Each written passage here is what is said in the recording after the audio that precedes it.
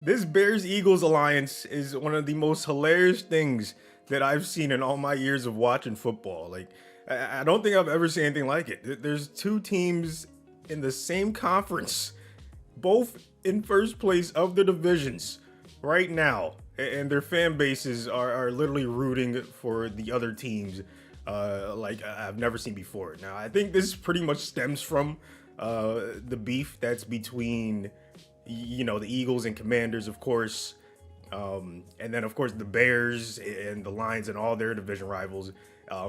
But it stems from like the Jaden Daniels and the Caleb Williams, that whole thing, and it's always going to be there. That's always going to be a debate, But it's just hilarious to see how far it's come. Like I've seen videos of fans at the games, at the Eagles game, rooting for the Bears at the end of the game, saying, "Let's go Bears, let's go Bears." Like I've never seen anything like it in the same conference. Like if it was interconferences, if it was like an AFC team, an NFC team, okay. But this is unbelievable. Now it's gonna be funny to see what the aftermath of the game on the 28th is gonna be.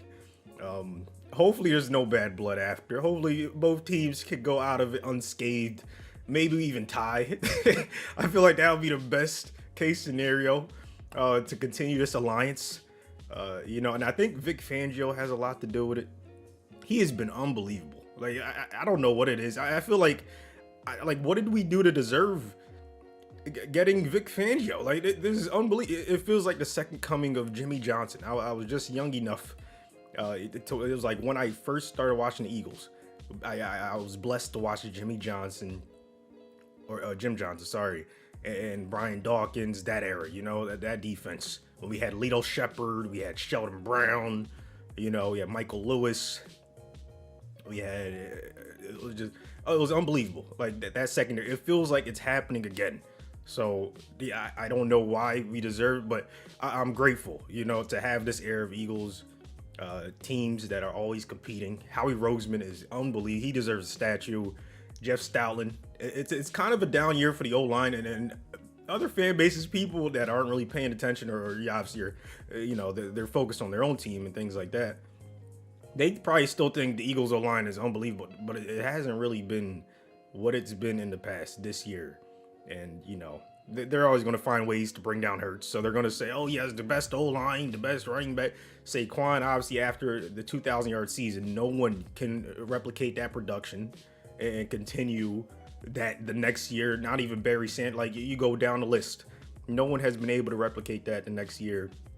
He's dropped like 60-something yards per game. Like he's still Saquon, and you still see flashes, but those breakaway runs, you don't see those as often this year. But anything to detract Hurts, that's what they do. That's why this alliance is so great. Like my Bears brethrens, I have a couple Bears fans. I have a couple Bears friends, I should say. Clayton, longtime fan, known him for a while, and it's just hilarious. And then of course the Broncos. The Broncos is kind of like, well, it's there, but it's not as strong as the bond between the Eagles and Bears.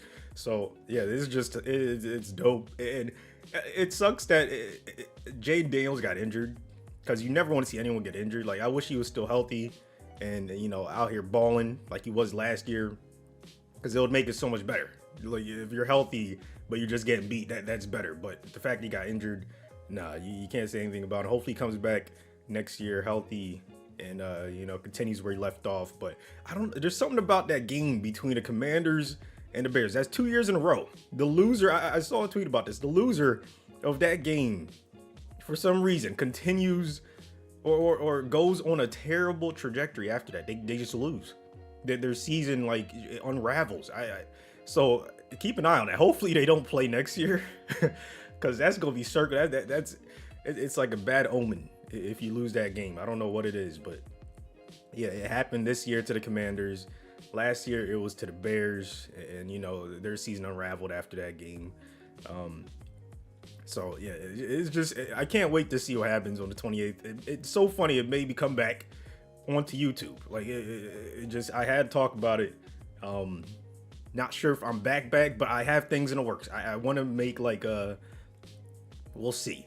I want to make like I don't want to say a podcast, but something to where I could talk sports with people, with friends and people I've been able to, build relationships with over the years. So stay tuned for that. Hopefully it comes to fruition. If it doesn't, it doesn't. It is what it is. But I just had to talk about this. Hopefully you guys are doing well. And let me know what you want me to talk about. Leave it in the comment section. Give me topics. And yeah, I'll see you on the next one.